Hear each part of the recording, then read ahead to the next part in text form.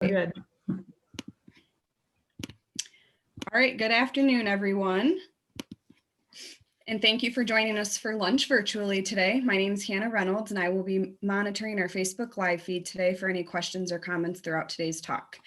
Joining us today is Allison Kerr, the MAEAP Technician for both Ingham and Eaton counties, and Tim Redder, NRCS District Conservationist. They're going to discuss the roller crimper that we are trying to secure for producers in the area to rent, and Allison will go over the results of the crimper survey that was filled out by producers in the area. If you have any questions, please drop them in the comments, and I will read them throughout the talk so that Allison and Tim can answer them live. Today's talk will be recorded. Thank you, and take it away, Allie. Thank you, Hannah. Thanks, Tim, for joining us from the office. My pleasure. Yeah, so pretty much just going to, I guess, go through our crimper survey that we sent out this, I think we did it, I want to say in September. Basically, background for those of you that don't know, we're working on getting a roller crimper for producers to rent out this spring to terminate the cover crops.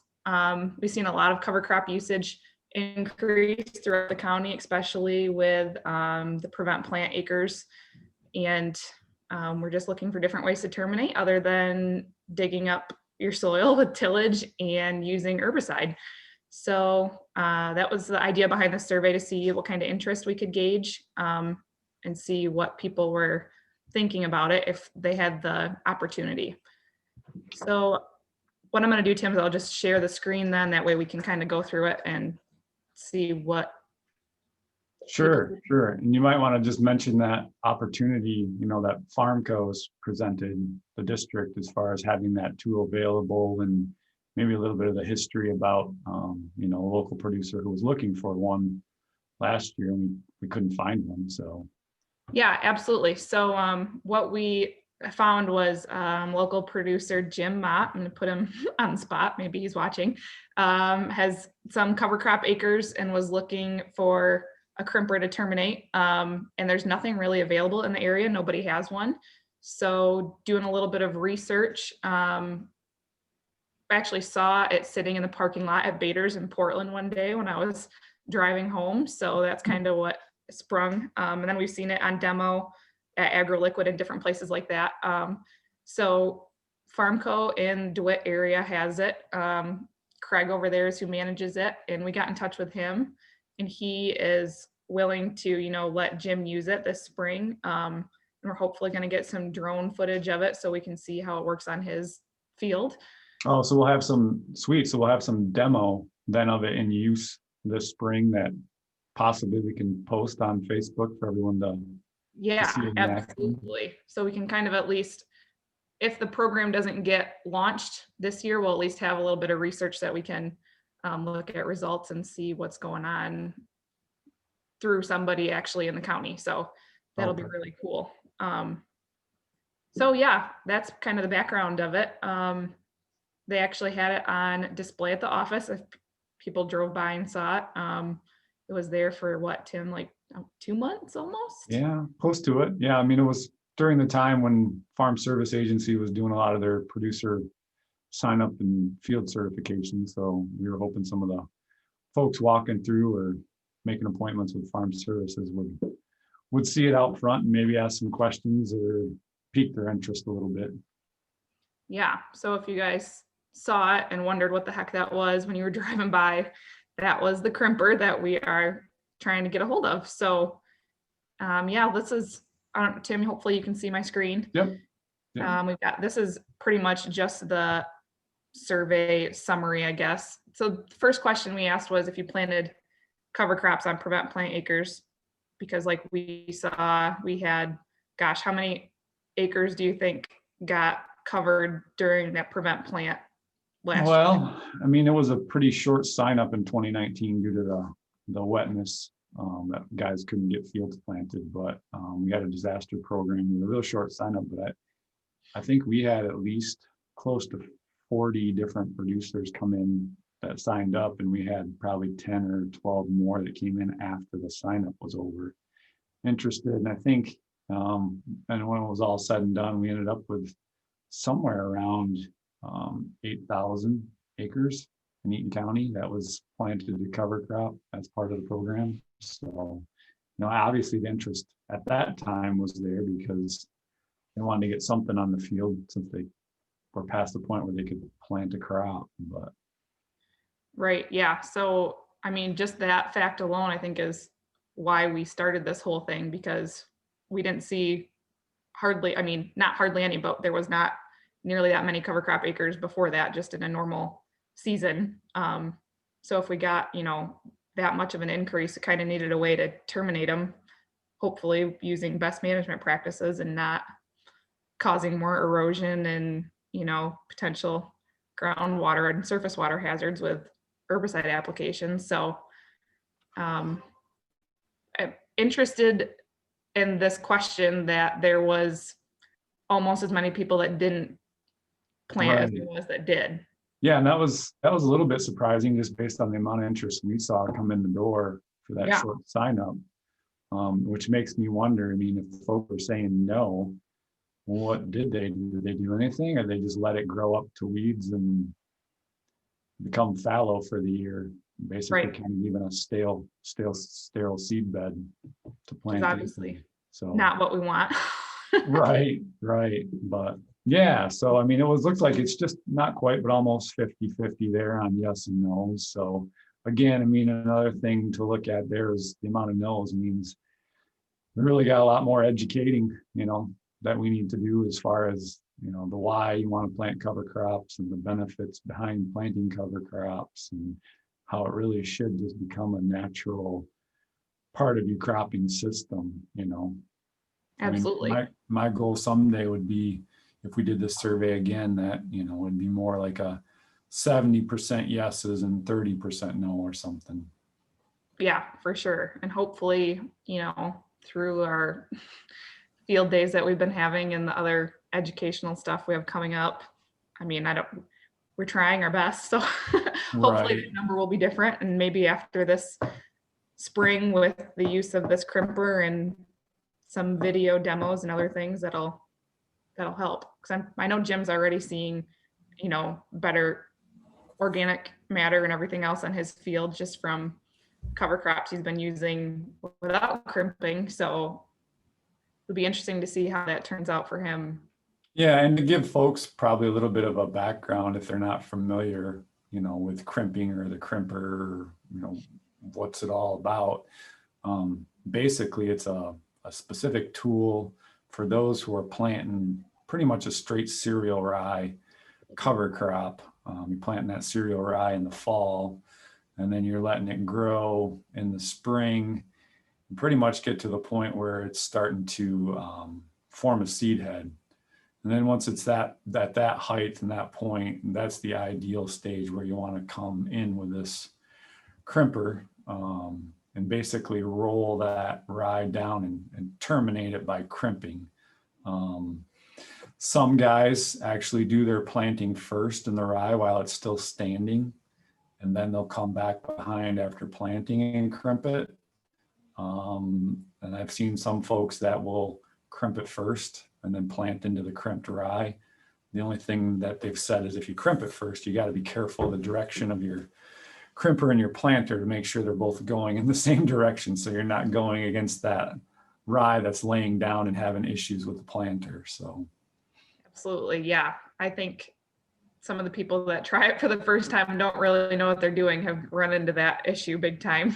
Yeah, and I think, in Jim's case, I think he's looking to do the planting first in the standing rye and then come back through after and roll that rye down, and then, it terminates the rye, and then, the rye as it starts to die provides some shading and suppression for weed control. And then it also, as it breaks down, it absorbs water and holds some moisture there at the soil surface as well and prevents the drying out of the soil.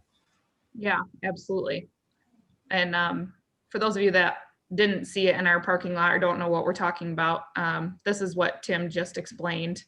The one we had, I believe, is this one here on the left. I think it was a 15-footer, I want to say. Might have been 25. No, it wasn't 25. I think it was 15. I think it's 15. Yeah. Yep. So I won't play it. I'm just seeing a gray screen, Allie. Oh, are you? Yeah. Okay. Yeah, well, we don't need to look at it then. We'll look at it another time. Like you say, we'll have pictures and demos of it here come this, late spring, early summer. Absolutely. And you can see it. If you're watching us on Facebook, you can see it there's a picture of it on our Facebook. So no videos, but easy enough to YouTube. And then, yeah, you'll see one for sure come this spring. So, so I guess moving on from that, Tim, the numbers are a little bit skewed because I think people had an issue with the next question. But I guess, so what I would assume from this is that of the people that actually answered our survey and used cover crops, 7 of them saw benefits and 3 of them did not. There was an option to explain what your issue was. So I'm thinking that is what we're talking about in the next one, right here with the problems faced. Kind of sounds like hitting it at the right time to kill it was the big issue, which I think we see a lot just because of the growing season that we have around here. So, unpredictable. So getting in and killing it at the right time to make sure it actually stays dead or, terminates at the right time is the biggest issue. It looks like volunteer rye being a problem as well.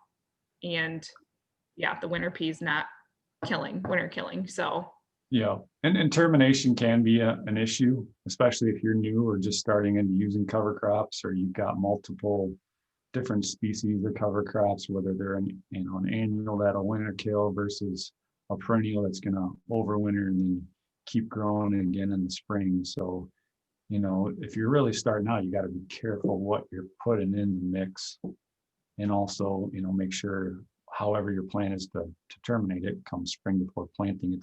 If it's a herbicide that you're using, it's actually going to be effective, and you're hitting that cover crop at the right time to kill it. Because there are several out there that if you don't hit the right window to kill them in the spring, they're going to become a problem. So, definitely, I tell folks, ask a lot of questions first and then plant. Don't ask questions after it's in the ground and growing. And you're worried. Right. Yeah, and I guess a big crop or cover crop that would be used with this crimper would be cereal rye. And cereal rye is definitely one of those ones that you got to be careful with getting in at the right time to terminate, right? Exactly. Yep. If you crimp it too early, you're not going to kill it. So it's going to come back and keep growing and go to mature seed. You crimp it too late, again, the seed's going to develop and you're going to have issues. So there's a short window, and timing's pretty critical when it comes to crimping. But, a lot of guys are doing it, especially in Indiana, northern Indiana, Illinois. It's big down there. So, it's effective. It's just a matter of, working out a plan and figuring out when and how you're going to do it. And that should be, I should say that if we get this, crimper available to people, it is going to be, especially this first year, is going to be tricky because that window can be so small, getting it from one guy to the next, or, making sure people get it when they need it, just because it is such a small window. So it's going to be hard to fit everybody in at the same time, I guess. But we have that. It's not like we don't know that. So anybody that's watching that is interested in using it, know that we are considering that in how we're going to transport it and where it's going to be. And so it's in the process. So we know. Right. Yeah. So basically, if you're at all possibly interested in maybe getting with you early on rather than wait until late spring and wondering if it's time or ready to roll it, and finding out that the crimper's, tied up with somebody else at the moment. So yeah, absolutely. I would say a good thing to throw out there is, if anybody's listening is interested, definitely reach out to the district and at least let them know so that, they're on your radar. Yeah, I would say you can comment right now on our Facebook Live feed, or head to our website and just email one of us so we know what's going on. So I guess on that note, I did ask in the survey, how you or when you terminated your cover crops, because you can terminate in the fall, but I think most people prefer to do it in the spring. That way there's something growing as long as it can before winter hits. So it looks like right now, most people are using tillage or herbicide or a mixture of both, which is kind of, I think, what we suspected, just because obviously there's not a lot of availability with a crimper or other methods. So it does look like some people did plant green, which for those of you that don't know what that is just planting directly into your standing crop or growing crop already, cover crop. So Josh Ryan, if you're watching, I'm gonna assume that was you, maybe. Hopefully. Hopefully, fingers crossed. Otherwise, I'm taking that award back. Just kidding. So yeah, I found that pretty interesting.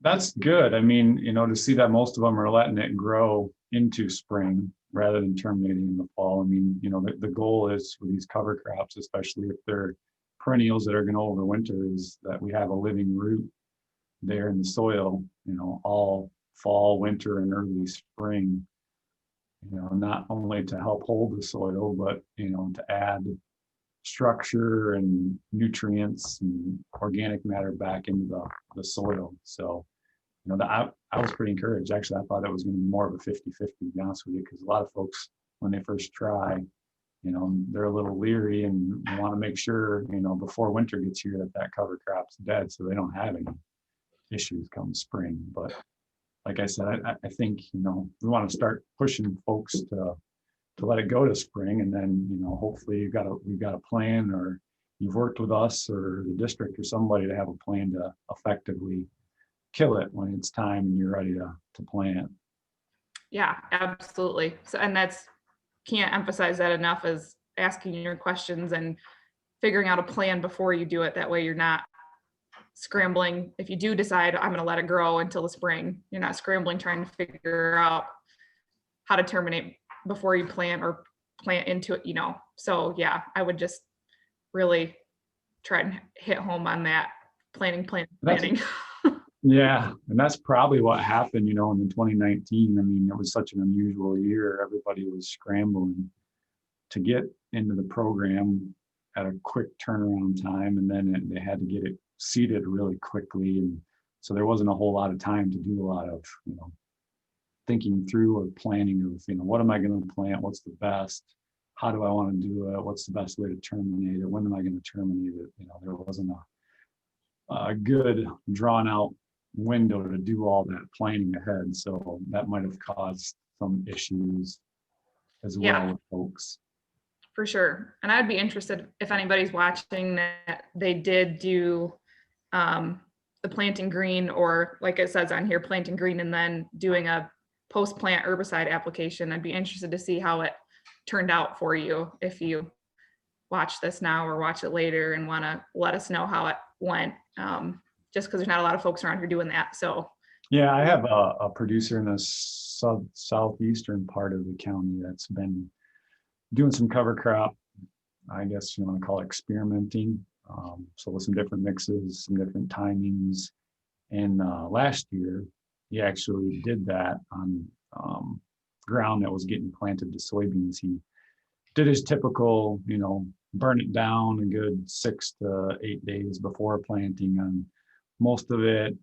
Some of it he burned it down right about the time he planted, and then he took a small area and planted into it green, and then came back afterwards and sprayed it. And talking to him this fall, looking at the 3 different ways he did it in his cover crop, he said, in all honesty, you really didn't see any issues as far as, yield hits in the soybeans, for planting into the green, and he actually said he saw a little benefit that the ground was a little easier to plant in on the green, the standing green covers than the stuff that had been burned down for 10 to 12 days. For sure. So, if that's, some of the concern you hear with the green planted stuff as well, what, if I plant in the green cover crop, that's going to rob the soil, the water and the nutrients from the seed I'm putting in there. But this producer didn't experience or see that in this experiment he was doing. Right. Yeah. Probably improve the soil more, giving it, the additional nutrient availability really, and water holding capacity and everything else. So yeah, that's awesome to hear. So we talked about cereal rye and how that can be a difficult cover crop to manage, but it is one of the more commonly used cover crops when using a crimper to terminate. So I was kind of encouraged to see that a lot of people have used it before. Majority of the people, it sounds like, that have used cover crops have tried it. Again, there's no comments on how it turned out for them, just because it's such a short, survey, and we couldn't really dig into it. But I'm kind of encouraged to see that, because it makes me think that maybe it's a common one now, or whatever, in our area, kind of. Cereal rye, yeah. I mean, cereal rye is really one of the go-tos, especially for guys who are looking to put on a cover crop after harvest. Up here in kind of our climate and our weather, if you're into mid and late October and you're getting a crop off and want to know what you can put in for a cover, it's pretty restrictive is what that's actually going to grow and overwinter and then come back in the spring. So right, to me, it's not real surprising, because that's probably one of the more go-to cover crops up here, especially for folks who are waiting to do stuff until after harvest.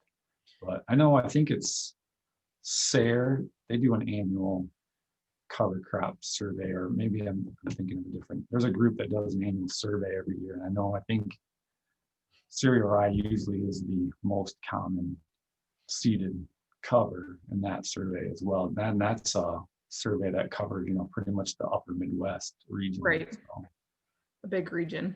yeah. That's I guess that makes sense, because like you said, it's more reliable to come back in the spring and keep growing. So for those of you that don't know a lot about cover crops, and Tim can expand on it if he wants. Obviously, we have such a short window of time to get those in after harvest in the fall, which makes people hesitant to try and use them, because they think there's no way they're going to get them in and get something growing before winter comes. So our field day, I keep wanting to say last year, but I guess it was really 2019. Yeah.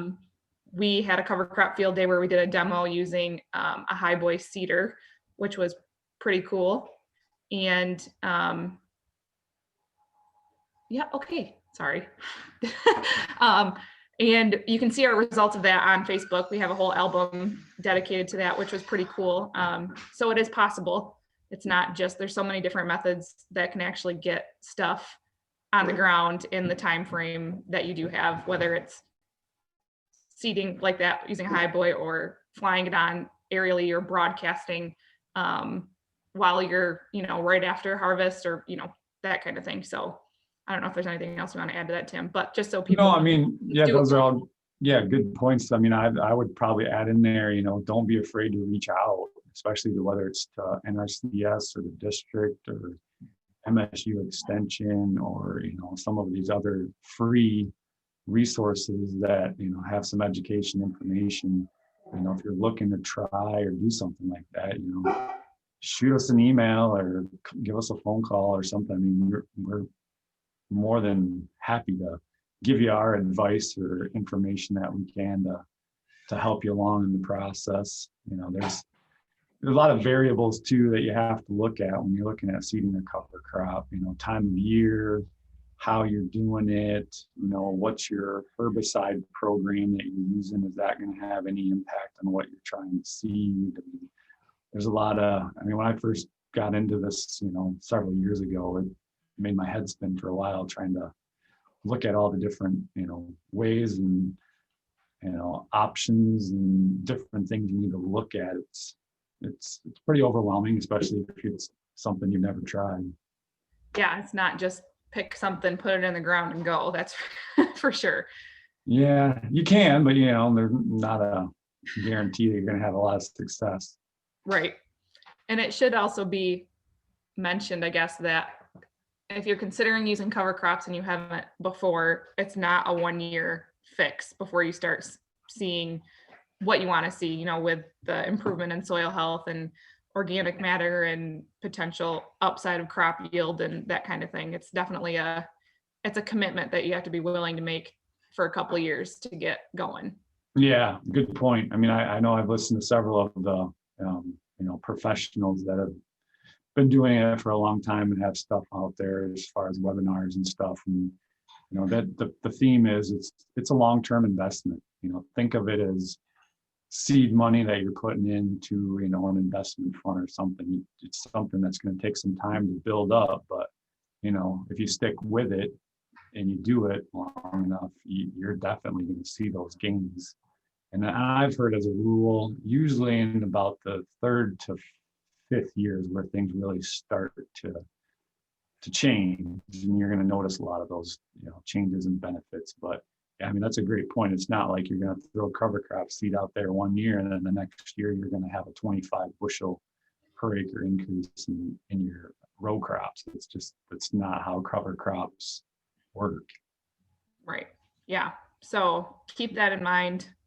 We're throwing a lot of stuff at you to keep in mind, but that is for sure one of them if you're considering getting in the cover crop business, I guess. So moving on, Tim, I guess really the last big question, or last two, was, if you've used cover crops before, did you find that you had the resources that you needed, education, information, or was there additional stuff that you needed in order to be successful? I was encouraged to see that a lot of people said that they had the resources they needed, which I'm hoping the people that took these surveys are the ones that we've talked to, that have come in the office and you've worked with and helped come up with a plan and that kind of stuff. So they felt comfortable in what they were doing. The couple that said they needed additional resources, it's also good to hear because now they know we're here. And we obviously know more people need a little bit of help and knowledge on what's going on with cover crops. So the comments on it were, it's hard to get the right window for certain things, which we already kind of talked about. But what I thought was cool is this was a community garden manager's comment.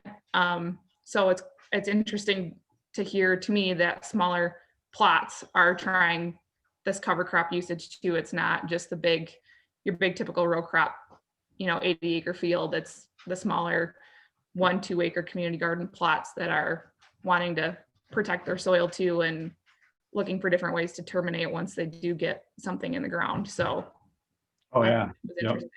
Good point. It's not something that's just specific to large crop fields. And you can use this cover crop and no-till type system on your small 20 by 20 garden out behind the house.